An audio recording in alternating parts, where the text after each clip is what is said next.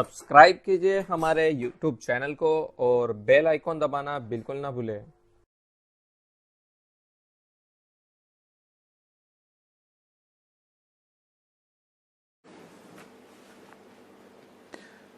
माझ्या महाराष्ट्रातील बांधवांनो, भगिनींनो आणि मातांनो, नमस्कार.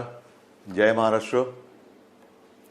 पहिल्या प्रथम आपल्याला कल्पना आहेच की आज मी आमदारकीची शपथ घेतली. त्या मुख्यमंत्री पदाला या महिनाअखेरीस 6 महिने होत आहेत. आज आमदार झालो. हे सगळं काही मी करू शकतो आणि होतो आहे हे आपल्या सर्वांच्या आशीर्वादाच्या जोरावरती आणि शुभेच्छांच्या जोरावरती. साहजिकच आहे, या निमित्ताने मला सर्व राजकीय पक्षांचे, महाविकास आघाडीतल्या सर्व नेत्यांचे, आमदारांचे आभार मानायचे आहेत. कारण एका अत्यंत कठीण अशा परिस्थितीत, म्हणजेच कोरोनाबरोबर चाललेल्या युद्धाच्या परिस्थितीमध्ये निवडणूक होऊ न देता हे सगळं काही बिनविरोधपणाने पार पाडायला सर्वांनी मदत केली. त्यांना सुद्धा मी सगळ्यांना धन्यवाद देतोय. आणि आता पुन्हा जे आपले गेले काही दिवस सुरू आहे त्या विषयावरती येतोच. 17 तारखेला पंतप्रधानांनी जो लॉकडाऊन जाहीर केला होता, दुसरा तिसरा, त्याची मुदत संपली आणि परत पुढचे 15 दिवस म्हणजे 31 मे पर्यंत संपूर्ण देश आणि साहजिकच आहे आपला महाराष्ट्र सुद्धा हा लॉकडाऊनमध्ये आहे. आता तुम्हाला कदाचित असं वाटायला लागलं असेल की मी आलो म्हणजे लॉकडाऊनच जाहीर करतोय. साहजिकच आहे, कोणालाही घरी विशेषतः कामाशिवाय डांबून ठेवणं किंवा बसवणं यासारखी मोठी शिक्षा असू शकत नाही. पण नीट समजून घ्या, मी कदाचित कोणाला आवडत असेल, कोणाला आवडत नसेल, की याच्याकडे काही उत्तरच नाही आहेत. हे लॉकडाऊन किती दिवस चालणार, किती काळ लॉकडाऊनमध्ये राहणार, याला काही उत्तर आहे की नाही, हा जो काही चक्रव्यूह आहे हा आपण भेदणार आहोत की नाही, उत्तर कोणाकडेच नाही आहे. जगामध्ये कोणाकडे उत्तर नाही आहे, आपल्या देशात सुद्धा कोणाकडे उत्तर नाही आहे. आणि हे आता सगळ्यांना माहिती झालेलं आहे की जेव्हा एखाद्या युद्धात, विशेषतः ह्या युद्धामध्ये, युद्ध हे नेहमी शस्त्रांनीच लढलं जातं. इकडे आपल्याकडे शस्त्र नाही आहे. एक फक्त अंतर ठेवणं, स्वतःची काळजी घेणं आणि युद्ध जिंकणं, म्हणजे फार विचित्र आहे असे युद्ध. एकतर्फी नक्कीच नाही आहे, कारण आपण पूर्ण ताकदीने युद्ध लढतो आहोत. पण लॉकडाऊन वाढवला का? काही अंशी बरोबर आहे, काही अंशी नक्कीच बरोबर आहे. आपल्याला सर्वांना कल्पना आहे की आजही देशात, विशेषतः महाराष्ट्रामध्ये रुग्णांची संख्या वाढते आहे. मुंबईमध्ये वाढते आहे, ठाणे परिसरात वाढते आहे, पुण्यामध्ये वाढते आहे, संभाजीनगरमध्ये आहे, नाशिकमध्ये, मालेगावमध्ये आहे. या ठिकाणी रुग्णांची संख्या वाढते आहे. आणि ही रुग्णांची वाढती संख्या बघितल्यानंतर साहजिकच आहे मनात प्रश्न निर्माण होऊ शकतो, मग आपण नेमकं करतो काय आहोत, आतापर्यंत आपण केलं काय. मी गेल्याही वेळेला आपल्याला सांगितलं होतं की एक गोष्ट नक्की, की जी काळजी आपण मार्चपासून घ्यायला लागलो, जवळपास आपण कर्फ्यू, संचारबंदीपर्यंत आलो होतो आणि त्याच्यानंतर देशभरात लॉकडाऊन जाहीर केला गेला. जर हे आपण केलं नसतं तर जो एक अंदाज आपल्या देशात, महाराष्ट्रात आणि मुंबईमध्ये किती आत्तापर्यंत रुग्ण झाले असते, किती आत्तापर्यंत त्याच्यात मृत्यू पावले असते, हा अंदाज नुसता बघितला तरी अंगावरती काटा उभा राहतो. आणि म्हणून मी मागेही आपल्याला म्हटलं होतं की अजूनही शृंखला आपण तोडली जरी नसली तरी एक गोष्ट नक्की, की त्याच्या वाढीवरती, गुणाकारावरती नियंत्रण आपण हे नक्की ठेवलेलं आहे. गतिरोधक म्हणून हा जो काही लॉकडाऊनचा काळ आहे त्याचा आपल्याला नक्की उपयोग झालेला आहे. मग आता किती काळ चालणार? नुसता लॉकडाऊनकडे बघून चालणार नाही. रेड, ऑरेंज, ग्रीन, रेडमध्ये सुद्धा कंटेनमेंट एरिया, हे असे जे काही आपण विभाग केलेले आहेत. ग्रीन झोनमध्ये आपण हळूवारपणाने जवळपास सगळं काही उघडायला परवानगी दिलेली आहे, ती अजूनही देत आहोत. आणखीनही तिथले निर्बंध हे येत्या काही काळामध्ये आपण आणखीन शिथिल करतो आहोत. ऑरेंज झोनमध्ये सुद्धा ही शिथिलता आणलेली आहे. रेड झोनमध्ये विशेषतः कंटेनमेंट एरिया आहे, तिथे मात्र अजूनही आपल्याला शिथिलीकरण करणं हे परवडणार नाही, नक्कीच नाहीये. उद्योगधंद्याच्या बाबतीत काय आहे? मी मुद्दामून आज आपल्यासमोर थोडेसे आकडेवारी सांगणार आहे. काय काय झालेलं आहे, किती काय केलेलं आहे. पहिल्या प्रथम आरोग्यविषयक काय झालेलं आहे, नंतर उद्योगधंद्याच्या बाबतीत काय करतो आहोत. धंद्याच्या बाबतीमध्ये सुद्धा तुम्हाला मुद्दामून मला सांगायचं आहे की नुसतं लॉकडाऊन नाही वाढवत आहोत, आपल्याला ही तारेवरची कसरत करायची आहे आणि ती करतो आहोत. एका बाजूला सुरक्षित राहण्यासाठी लॉकडाऊन म्हणजे सगळं काही थोडक्यात बंद, आणि दुसऱ्या बाजूला हळुवारपणाने काही गोष्टी आपण उघडतो आहोत. आजपर्यंत राज्यामध्ये साधारणतः 50,000 उद्योग सुरू करायला आपण परवानगी दिलेली आहे. हा आजचा आकडा आहे. आणि ह्या 50,000 उद्योगामध्ये जवळपास साधारणतः 5-1 लाख मजूर हे काम करायला लागलेले आहेत. तसं बघितलं तर राज्यामध्ये 70,000 उद्योग सुरू करायला आपण परवानगी दिलेली आहेच, पण 50,000 उद्योग हे प्रत्यक्ष सुरू झालेले आहेत. आपल्याला कदाचित हा जो काय एक रेड झोन मधला बेल्ट आहे, म्हणजे मुंबई, पुणे आणि त्याच्या आजूबाजूचा परिसर, इथे जे आपण राहतो आहोत, किंबहुना उदाहरण संभाजीनगर असेल, ज्या महापालिका आहेत त्यांच्या परिसरामध्ये आपण हे निर्बंध जरा कडक ठेवलेले आहेत, म्हणून आपल्याला ते जाणवत नाहीये. पण ह्या विभागामध्ये आपण उद्योगधंद्यांना परवानगी दिलेली आहेच, नक्की दिलेली आहे. हे करताना खास करून मला उद्योगांसाठी काही गोष्टी जाहीर करायच्या आहेत. कारण सगळीकडे आता एक ठप्प, म्हणजे ज्याला आपण म्हणतो ना, पॉजचं बटन दाबलं गेले. जगच असं पॉज झालेलं आहे. सगळं ठप्प, काहीच होत नाहीये, इकडची गाडी तिकडे होत नाहीये. असं वातावरण असताना उद्या जे काय आपल्याला एक भरारी घ्यायची, नक्की घ्यायची भरारी घेणारच, कोणत्याही परिस्थितीत घेणार. तिकडे अजिबात मागे पुढे बघणार नाही. खरं म्हटलं तर आपल्या सरकारला आता 6 महिने होत आहेत. नवीन सरकार असताना नवीन स्वप्न आहेत आपली. आपण एक अर्थसंकल्प जाहीर केला काय, त्याच्यात नवीन नवीन गोष्टी जाहीर केल्या काय, आणि त्या अंमलबजावणीला सुरुवात करण्याच्या आधीच आपल्याला या संकटाला सामोरं जावं लागतंय. ह्या ज्या काही सगळ्या आपल्या योजना आहेत, या योजना कोणत्याही परिस्थितीत आपण अंमलात आणणार म्हणजे आणणारच. त्या एका हिमतीने आपण पुढे जातो आहोत. परंतु नवीन उद्योग येण्यासाठी एक वेगळी स्पर्धा आहे. कोण काय करतंय, कोण काय आणखीन सुविधा देते. महाराष्ट्रापुरतं बोलायचं झालं तर आज आपण महाराष्ट्रामध्ये जवळपास 40,000 एकरपेक्षा जास्त जमीन ही नवीन उद्योगधंद्यासाठी राखून ठेवत आहोत. 40,000 एकरपेक्षा जास्त. त्याचप्रमाणे नवीन उद्योजक जे येणार आहेत, नवीन उद्योग जे परदेशातून येतील, किंवा आपले काही उद्योजक, आपले नवीन लोक काही नवीन उद्योग सुरू करू इच्छित असतील, ग्रीन इंडस्ट्रीज ज्याला आपण म्हणतो, म्हणजे प्रदूषण न करणाऱ्या इंडस्ट्रीज किंवा उद्योग, त्यांच्यासाठी सुरू करताना कोणत्याही अटीतटी त्यांना आपण ठेवणार नाही. परवानगीशिवाय तुम्ही उद्योग सुरू करा, फक्त अट एक, प्रदूषण करायचं नाही, अजिबात करायचं नाही. प्रदूषण करू नका, चला उद्योग सुरू करा, या आम्हाला पाहिजे. महाराष्ट्र तुमची वाट बघतोय. महाराष्ट्र हा नेहमी एक उद्योगशील आहे, सुधारणावादी आहे. म्हणून आपण नवीन जे उद्योजक येत आहेत त्यांच्यासाठी या अटीतटीचा सामना त्यांना करायला लागणार नाही, असं धोरण आपण बनवलेलं आहे. या नवीन उद्योजकांनो, या महाराष्ट्रामध्ये या. त्याचबरोबरीने साधारणतः पुढचे काही दिवस, म्हणजे असं म्हणतात की या कोरोनानंतर जग बदललं जाणार आहे, नक्कीच बदललं जाईल.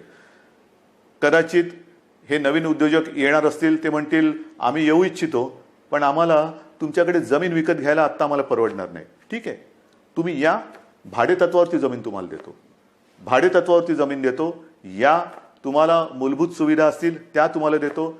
अटीतटीचा सामना तुम्हाला करावा लागणार नाही. पण या राज्यामध्ये नवीन उद्योग पर्व आपण सुरू करू. आणि त्याचबरोबरीने मला एक सांगायचं आहे की आत्तापर्यंत जिथे हे उद्योग आपण सुरू केलेत, आणि असं काही नाही आहे की रेड झोन म्हटल्यानंतर आता आयुष्य आपलं रेड झोनमध्ये जाणार आहे. नाही, आपल्यासमोर 2 मोठी आव्हानं आहेत, नक्कीच आहेत. एक म्हणजे जिथे या कोरोनाचा प्रादुर्भाव नाही असा ग्रीन झोन, तो ग्रीन झोन हा आपल्याला कोरोना विरहित ठेवायचा आहे. हे मोठं आव्हान आहे.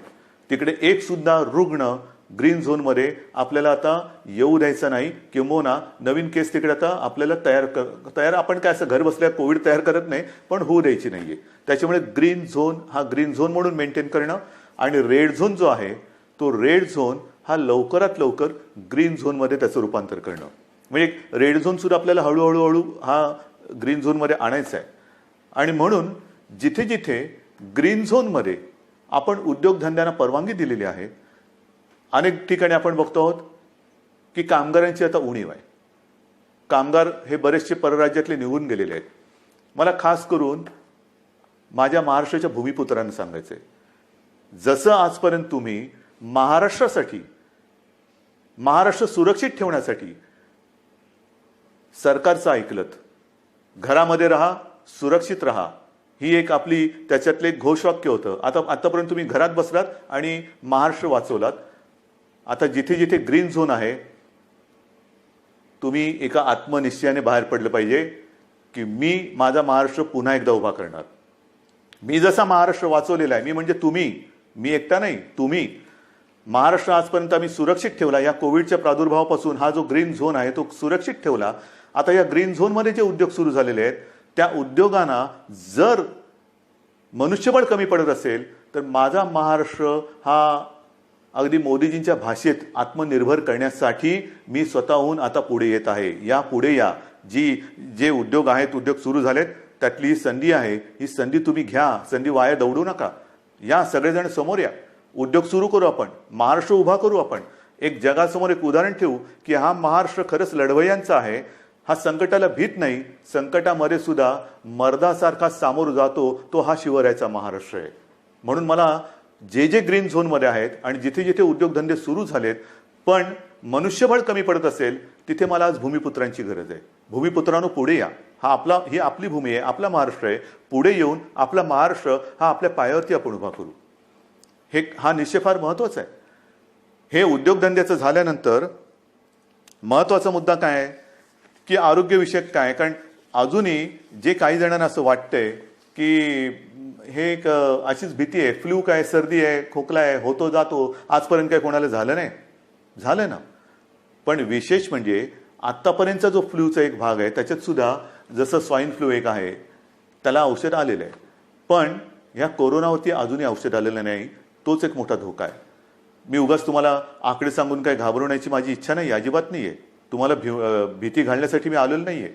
पण मुंबईमध्ये जेव्हा आपण सुरुवात केली त्यावेळेला जी परिस्थिती होती, ती परिस्थिती बघितल्यानंतर आजची जी परिस्थिती आहे, आपण काय काय आरोग्य सुविधा केलेल्या आहेत. आपण, तुम्हाला कल्पना असेल, गेल्याही वेळेला मी बोललो होतो आणि आज संध्याकाळी मी जाऊन आलो. मी होतो, उपमुख्यमंत्री होते, बाळासाहेब थोरात होते, एकनाथ शिंदे होते, आदित्य पण होता बरोबर, आपले मुख्य सचिव होते, महापालिका आयुक्त होते आणि विशेष म्हणजे तिथे आपले आरे राजीव जे MMRDA म्हणजे मुंबईतली मेट्रोचं काम आता जे अत्यंत चांगल्या पद्धतीने पुढे नेत आहेत, त्यांनी गेल्या 10-12 दिवसामध्ये ही सुविधा मुंबईकरांसाठी तिकडे उभारलेली आहे. आज तिकडे जवळपास 1000 बेड्सचं एक चांगलं कोविड केअर सेंटर हे आपण उभं केलेलं आहे. येत्या 1-2 दिवसात त्याचा वापर सुरू होईल.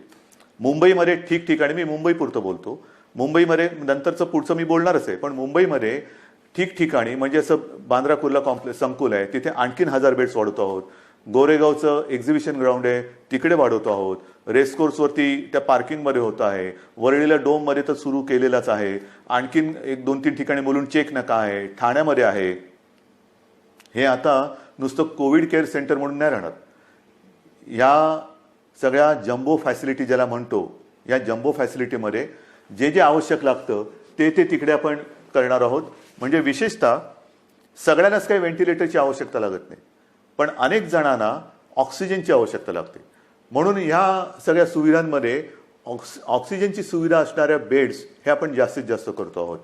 त्याचप्रमाणे काही ठिकाणी आपण अतिदक्षता विभागात म्हणजे ICU बेड्स हे सुद्धा उपलब्ध करत आहोत. ICU बेड्स म्हणजे हॉस्पिटलमध्ये तर आपण ते वाढवतोच आहोत, पण हॉस्पिटलच्या बाहेर ही जी काय आपण रुग्णसेवा किंवा सेंटर्स उभी करतो त्याच्यामध्ये सुद्धा ICU बेड्सची सोय आपण करतो आहोत.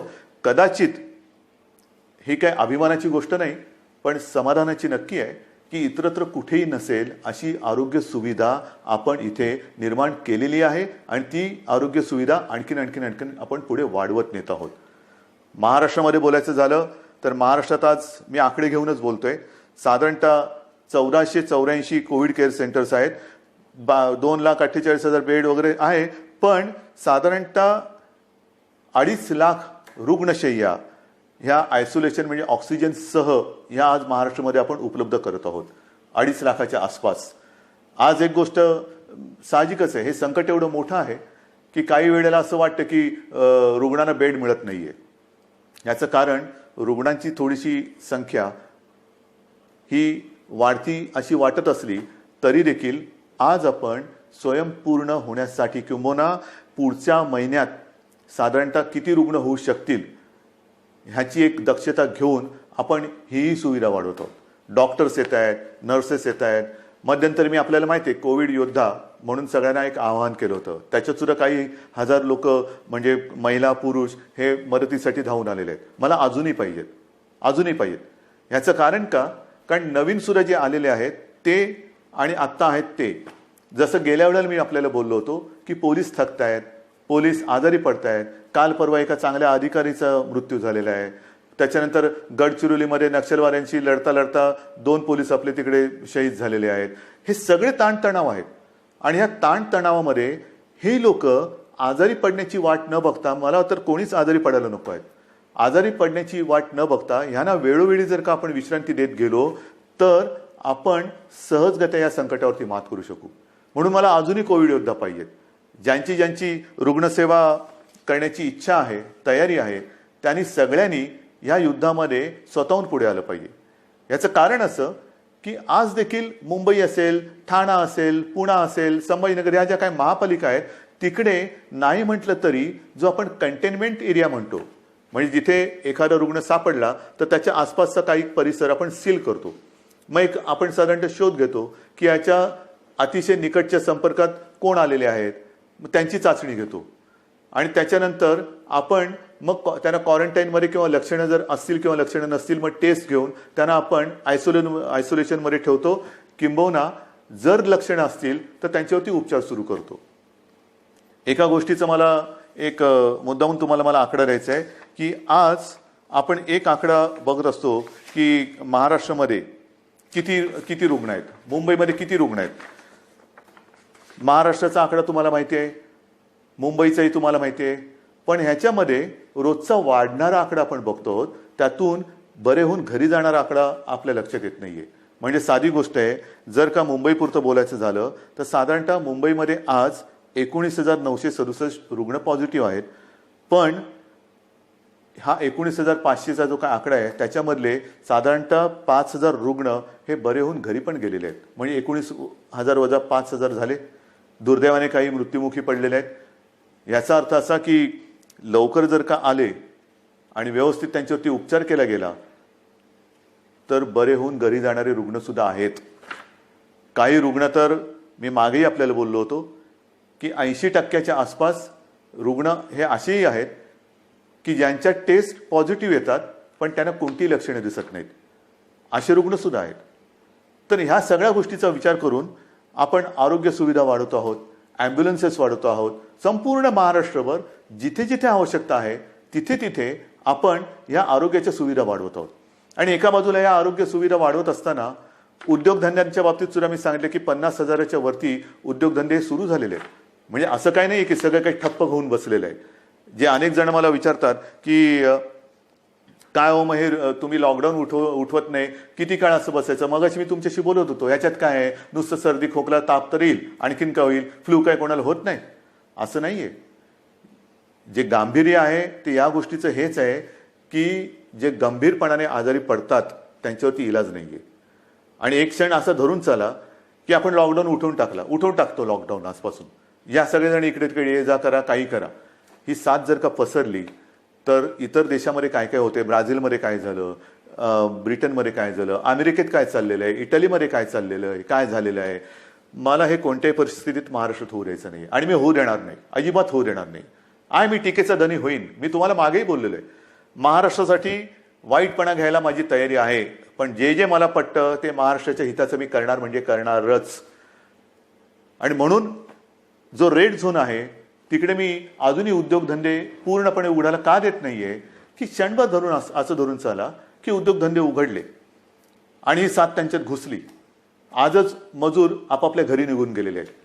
म्हणजे उद्योगधंदे सुरू होतील आणि त्या मजुरांमध्ये ही साथ जर घुसली तर काही तर जीवानिशी जातीलच, आजारी तर पडतीलच. आणि मग त्यावेळेचा अघोषित जो लॉकडाऊन असेल तो किती काळ चालेल त्याचं उत्तर आपल्याकडे कोणाकडे नसेल.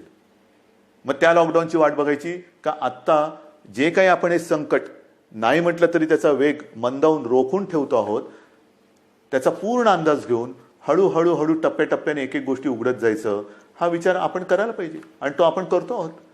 आणि तो जर का आपण करत नसतो तर तुम्ही एवढे सगळे जण या सरकारच्या सोबत राहिल्याच नसतात. इतर राज्यांमध्ये जाणारे जे मजूर आहेत त्या सगळ्या मजुरांची आजपर्यंत आपण अगदी व्यवस्थित काळजी घेत होतो आणि घेतली. दिवसातनं मी तुम्हाला सांगितलं की किमान 5.5-6 लाख मजुरांना आपण दिवसातनं 3 वेळा हे जेवण देतो. म्हणजे सकाळीचा नाश्ता, ब्रेकफास्ट आणि दुपारचं आणि रात्रीचं जेवण, त्यांच्यासाठी आपण या सगळ्या योजना करत होतो. पण बरेच जण असं म्हणायला लागले की आम्हाला घर जाना आहे, गाव जाना आहे. तेव्हाही मी त्यांना वचन दिलं होतं की तुम्ही चिंता करू नका, आम्ही इतर राज्यांशी बोलतो आहोत, केंद्राबरोबर बोलतो आहोत, जसजशी सोय होईल तसतसं आम्ही तुम्हाला तुमच्या घरी तुमच्या राज्यात पाठवण्याची सोय करतो आहोत आणि ते पाठवल्याशिवाय आम्ही राहणार नाही. आणि त्याच्याप्रमाणे आज जवळपास मला वाटतं 5-1 लाख मजुरांना आपण ट्रेननी आणि बसेसनी हे इतर राज्यात अत्यंत नियंत्रित पद्धतीने हे पाठवलेलं आहे, कुठेही खळखळ होऊ न देता. पण मला एक काय सांगायचं आहे की हे सगळे जे काही इतर राज्यातले मजूर आहेत, रस्त्यावरनं चालतायत, अजूनही काही ठिकाणी आहेत, कशाला चालता, क्यों चल रहे? आपके लिए हम पूरी कोशिश नहीं, शुरुआत तो हुई है. ट्रेन से आप जा रहे हैं घर, बस से जा रहे हैं, तो ऐसे रास्ते पे मत चलो, रास्ते पे नहीं चलना. बीच में कोई फिर एक्सीडेंट कभी होता है, क्यों कर रहे हो ये सारी चीजें? आपके लिए हर एक राज्य के लिए ट्रेन की सुविधा शुरू हो गई है, बस की सुविधा शुरू हो गई है. आप जहां भी हो वहीं पर रुके. हमारे पूरे स्टेट में अलग अलग जिलों में, डिस्ट्रिक्ट में कलेक्टर्स हैं, उनके सब साथी हैं, आपका इंतजाम वो कर रहे हैं, ठीक से कर रहे हैं. और जब भी ट्रेन की सुविधा, जैसे रोजाना कुछ ट्रेन चल रही है, कुछ उत्तर प्रदेश में जा रही है, बिहार में चल रही है, पश्चिम बंगाल में जा रही है, राजस्थान जा रही है, गुजरात जा रही है, जैसे जैसे वो आती जाएगी हम आपको भेज रहे हैं. बेताब ना होना, काही गरज नाहीये. तुम्हाला आम्ही पूर्णपणे सुरक्षितपणाने तुमच्या राज्यात आम्ही सोडतो आहोत. आणि आजपर्यंत मी म्हटलं ना की एवढे मजूर हे महाराष्ट्रातून त्यांच्या राज्यात गेलेत, त्यांच्या घरी पोहोचलेत, बसेसने आपण पाठवलेले आहेत. आणि विशेष म्हणजे त्यांच्याकडनं आपण कुठेही तिकीट्स नाही घेतलेली. मुख्यमंत्री सहायता निधीतून त्यांचा खर्च केलेला आहे. काही संस्था पुढे आलेल्या आहेत, त्यांनी त्यांचे पैसे दिलेले आहेत. त्यांना हे कारण हे गरीब आहेत, काम करणार आहेत, तळहातावरती पोट असणार आहेत. तळहातावरती पोट असल्यानंतर जर त्यांची रोजची मेहनत ही होणार नसेल किंवा काम मिळणार नसेल तर यांच्याकडे तिकिटाचे पैसे कुठून येणार? म्हणून त्यांना आपण आपल्या सरकारच्या माध्यमातून, सरकारच्या खर्चाने आपण त्यांना पाठवतो आहोत. हे झालं त्या राज्यात जाणाऱ्या लोकांचं. मग आता मी येतो माझ्या आपल्या राज्यातल्या लोकांकडे. मुंबई म्हटल्यानंतर साहजिकच आहे, कोकण आणि पश्चिम महाराष्ट्र इथे राहणारे लोक खूप आहेत. तेही मागे लागलेत. हे काय तुम्ही त्या राज्यातल्या लोकांना पाठवता, आम्ही काय केलंय, आम्हाला कधी घरी पाठवणार? अरे तुम्ही तर आपले आहात. आजपर्यंत तुम्ही सहकार्य केलेलं आहे, तुम्हालाही हळूहळू मी पाठवतो घरी. पण आज थोडे अस्वस्थ नका होऊ. कारण आजपर्यंत कोकण म्हटल्यानंतर मला माहिती आहे, हा आंब्याचा सीझन, काजूचा सीझन, सगळा एक कोकण म्हणजे गंमत असते. ह्या मोसममध्ये कोकणात जाणं, फणस आहे, मजा असते. कोकणामध्ये जाणं हे या दिवसात सुट्टी, मग कोणाचे आजी आजोबा असतील, कोणाचे मामा मामी असतील, काका काकी असतील, सगळे नातेवाईक असतात, त्यांच्याकडे जायचं, गावातल्या घरात राहायचं, आंबे खायचे, गंमत असते. पण ह्या उन्हाळ्यात ती गंमत नाहीये. मी आपल्याला सगळ्यांना मुद्दामून एक विनंती करतो की कृपा करून आपण तरी रस्त्यावरनं किंवा इकडून तिकडून असे जाऊ नका. कारण मुंबईमध्ये आपण काळजी घेतो आहोत, प्रत्येक जिल्ह्यात आपण काळजी घेतो आहोत, पण प्रत्येक जिल्ह्यात आरोग्य सुविधा ज्या आहेत त्यांची एकूण जर का मर्यादा बघितली, आणि काही जिल्हे हे कोविड मुक्त आहेत, आज सुद्धा तिकडे प्रादुर्भाव झालेला नाही, ते आपल्याला तसेच ठेवायचे आहेत. जर आपल्याला लवकरात लवकर या लॉकडाऊनमधून बाहेर यायचं असेल तर पहिलं म्हणजे जे आपले ग्रीन झोन आहेत, जिकडे कोविडचा प्रादुर्भाव नाही, हे जिल्हे, हे विभाग आपल्याला ग्रीन झोन म्हणूनच ठेवावे लागतील. म्हणून आपण सुद्धा घरी जाताना असेच उठून निघू नका. आपल्याला सुद्धा जर जायचं असेल, खरंच पहिलं जायचं आहे का थोडे दिवस थांबून आपण जाऊ शकता, थोडा धीर धरला तर सगळ्यांनाच बरं होईल. आपण इथून तिथे जाणार, काही ठिकाणी जसं आता उदाहरण तर रत्नागिरी आहे, इतर काही ठिकाणी आहेत, इथे आपल्याकडनं काही गेलेले लोक आहेत, ते पॉझिटिव्ह निघाले. झालं एक केस तिकडे आली, मग तिकडे पुन्हा ते कंटेनमेंट झोन आला, हे आलं ते झालं, म्हणजे आतापर्यंत जिकडे काही नाहीये तिकडे हा सगळा नसता खटोटोप आला.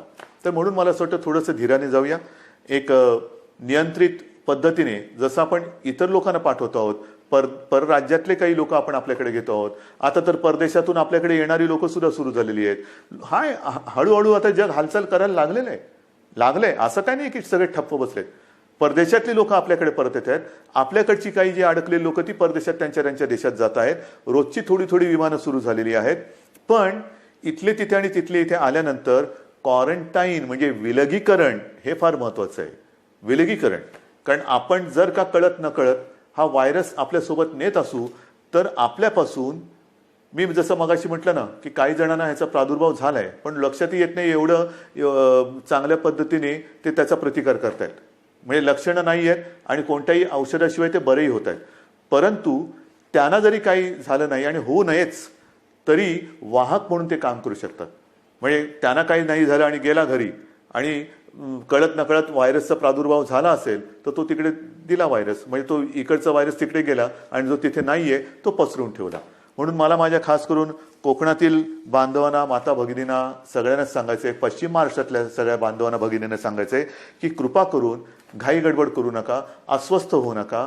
हे थोड्या काळापुरती ही परिस्थिती आहे, तिच्यावरती आपण मात करतो आहोत, मात करणार आहोत. आपले कुटुंबीय आहेत, आप्तजन आहेत, त्यांच्या सुरक्षेसाठी जर का आपण आपलं हे जाणं थोडंसं थांबवलं आणि काही दिवसानंतर जर जाण्याचा विचार केला तर महाराष्ट्रावरती, तुमच्या कुटुंबियांवरती फार मोठे उपकार आपले होतील. म्हणून कुठेही अस्वस्थ होऊन लगेचच्या लगेच जर जाण्याची गरज नसेल तर पुन्हा मी सांगतो की कृपा करून आपल्या घरी जाण्याची म्हणजे गावी जाण्याची घाई करू नका. आता पुन्हा मी थोडंसं एक सांगणार आहे की अनेक जण आता म्हणायला लागलेले आहेत की कोरोनासोबत जगायला शिका. म्हणजे काय करायचं? आमची तयारी आहे कोरोनासोबत जगायची, पण कोरोनाची तयारी का आम्हाला त्याच्यासोबत जगू राहायची? कोरोना जर का तयार नसेल तर आपण कसं त्याच्यासोबत जगणार? पण हे जगणं जर का अनिवार्य असेल तर काही गोष्टी, म्हणजे कोरोनानंतर जग बदलेल, नक्की बदलेल. काय बदलेल? तर कोरोनानंतर आपल्याला जसं आपण म्हणतो ना की आजपर्यंत घरात राहा आणि सुरक्षित राहा, आता आपल्याला नवीन एक वाक्य घ्यावं लागेल. घरात राहा, सुरक्षित राहा हे झालं, पण घराबाहेर राहताना सावध राहा. नेहमी आपल्याला एक सावधानता बाळगायला पाहिजे. म्हणजे ओघाने आलंच हात धुणं. अनेक ठिकाणी मी असंच बघितलेलं आहे, कारण उन्हाळा आहे, घाम तर येतोच, मग आपण काय करतो, मास्क बाजूला करतो आणि हाताने रुमालाने तोंड पुसतो, बाजूला ठेवतो. तोच धोका आहे. पहिली गोष्ट, हात सतत धुत राहायचं. कारण नसताना किंबहुना शक्यतोवर तोंडाला, चेहऱ्याला हात लावायचाच नाही. कारण हा जो व्हायरस आहे अजूनही त्याच्यावरती संशोधन सुरू आहे. किती काळ कुठल्या पृष्ठभागावर तो किती काळ जिवंत राहू शकतो. समजा एखाद्याच्या शिंकेतनं, खोकल्यातनं, बोलण्याच्या एका त्या तुषारातून तो कुठे पडला असेल, त्याला हात लागला आणि तो कळत नकळत पुन्हा आपल्या डोळ्याला लागला तर डोळ्यातनं तो शरीरात जाऊ शकतो, नाकाला लागला, तोंडाला लागला. म्हणून ह्या ज्या काही गोष्टी आहेत ह्या आपल्याला अशाच ठेवून पुढचे काही दिवस, काही महिने हे सावधतेने राहावंच लागेल. या सगळ्या ज्या गोष्टी मी तुम्हाला सांगतो आहे, या गोष्टी ह्या फार महत्त्वाच्या आहेत. इतके दिवस तुम्ही जी शिस्त पाळली ती शिस्त मला थोडी जास्त पाहिजे, कडक पाहिजे. कारण आज देखील जो कंटेनमेंट एरिया आहे किंवा रेड झोन आहे, कारण नसताना लोक बाहेर पडत आहेत. नका पडू. त्याच्यानंतर अजून देखील धार्मिक सण, उत्सव, धार्मिक जमाव यांना कुठेही परवानगी आपण दिलेली नाही, देऊ शकत नाही. कारण जेवढी गर्दी होईल तेवढा हा धोका अधिक वाढणार आहे, अधिक पसरणार आहे. आणि म्हणून सावध राहामध्ये दोन हात अंतर ठेवून, 2 हात दूर राहिलेलं बरं. तसं 2 हात दूर राहून एकमेकापासून आपल्याला राहायचं आहे. तोंडावरती मास्क तर लावायचा आहे, हात सतत धुवायचे आहेत. आणि सरकारच्या सूचना, म्हणजे 31 तारखेपर्यंत जरी लॉकडाऊन हा असा असला तर ह्या गतिरोधक आहे. आजपर्यंत ग्रीन झोनमध्ये जवळपास सगळी बंधने आपण शिथिल केलेली आहेत. महत्त्वाचा मुद्दा, या ठिकाणी आता हळुवारपणाने काही दुकानं सुद्धा आपण उघडायला परवानगी देऊ येत्या काही काळामध्ये. कोणतीही गोष्ट ही सुरू करण्यापूर्वी आम्ही असं ठरवलंय, सरकारने असं ठरवलेलं आहे की जनतेला पूर्ण कल्पना द्यायची. कारण काही गोष्टी तुम्हाला कल्पना आहे, आपण उघडायला परवानगी दिली आणि ही जी काही झुंबड उडाली पुन्हा सगळं बंद करावं लागलं. काही देशांमध्ये हेही झालेलं आहे की लॉकडाऊन उठवला, झुंबड उडाली, साथ वाढल्यानंतर पुन्हा सगळं बंद करावं लागलं. तसं नाही करायचं. आपल्याला शांतपणाने एखादी गोष्ट आपण सुरू करू, ती सुरूच ठेवायची. एखादी गोष्ट म्हणजे जसं मार्केट असेल, दुकानं असतील, आणखीन काही गोष्टी असतील, उद्योगधंदे असतील, एवढ्या शिस्तीने ते आपल्याला पुढे चालवायचे आहेत की एकदा सुरू केलेली गोष्ट पुन्हा थांबवण्याची वेळ येता कामा नये. आणि म्हणून तुम्हाला मी मध्ये सूचना देत राहीन. काही काही गोष्टी सुरू करण्यापूर्वी, जसं आता उदाहरण आज 18 तारीख गेली, जून महिना म्हणजे शैक्षणिक वर्ष सुरू होणार. अजूनही काही जणांच्या परीक्षा राहिलेल्या आहेत. परीक्षांचं काय करणार, शाळा कशा सुरू करणार, शैक्षणिक वर्ष सुरू कसं करणार, ऑनलाईन सुरू करणार का प्रत्यक्ष शाळा सुरू करणार, हे सगळे मोठे विषय आहेत. मोठे विषय आहेत. आणि कोणत्याही परिस्थितीत शैक्षणिक वर्ष आपल्याला वाया जाऊ द्यायचं नाही, जाऊ देऊच शकत नाही आपण. शाळा कशा सुरू करायच्या, त्याच्यात खबरदारी काय घ्यायची, शिक्षण कसं सुरू करायचं, शाळा कॉलेजेस आली, ॲडमिशन्स आल्या, कशा करायच्या, कुठे आपण काय करू शकतो, याही विषयी आपला विचार सुरू आहे. आणि माझी तर इच्छा अशी आहे की हे जे संकट आहे हे कोणत्याही परिस्थितीत आपल्याला पावसाळ्यापूर्वी संपवायचे. पावसाळ्यापूर्वी हे संपवायलाच लागेल. कारण जून महिना सुरू झाल्यानंतर शाळा, कॉलेजेस यांचे प्रवेश, त्यांची शैक्षणिक वर्ष हे सगळं सुरू करावं लागतंय. आणि या सगळ्याचा विचार करता मला असं वाटतं, जो वेग मी तुम्हाला मगाशीच सांगितलं, मी आकडे माझ्याकडे आहेत, साधारणतः मे किंबहुना एप्रिल शेवटापर्यंत महाराष्ट्रामध्ये काय रुग्णसंख्या झाली असती, ही संख्या जर का आपण बघितली असती तर थरकाप उडाला असता. मे मध्यामध्ये काय संख्या होऊ शकली असती, काय संख्या होऊ शकते, मे एंडला काय होऊ शकते, हे जे आकडे आपल्यासमोर शक्यता म्हणून येत होते किंवा येत आहेत, ते बघितल्यानंतर हे थरकाप उडवणारे आकडे. पण तिथपर्यंत आपण पोचलो नाही आणि तुम्हाला मी पोचू देणार नाही, अजिबात देणार नाही. जोपर्यंत तुमचा आणि माझा विश्वासाचा धागा हा मजबूत आहे, तोपर्यंत मला खात्री आहे, नवे माझ्यात आत्मविश्वास आहे की हे संकट आपण नुसतं दूरच नाही तर परतून लावल्याशिवाय राहणार नाही.